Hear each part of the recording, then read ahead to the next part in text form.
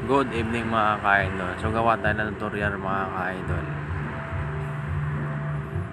Punta lang tayo ng new project mga ka-idol. Tapos i-add natin yung ginawa nating video. Ayan.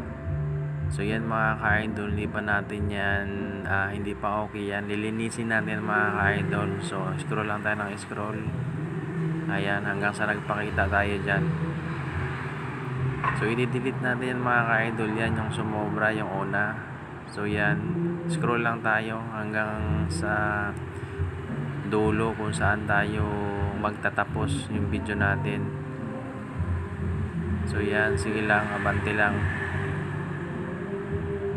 Napakadali lang ito mga ka-idol. So yan, dyan natin i-split mga ka-idol. Dyan tayo magtatapos. Split lang natin yan pero hindi natin didilitin. Move lang tayo. Move lang tayo ng move hanggang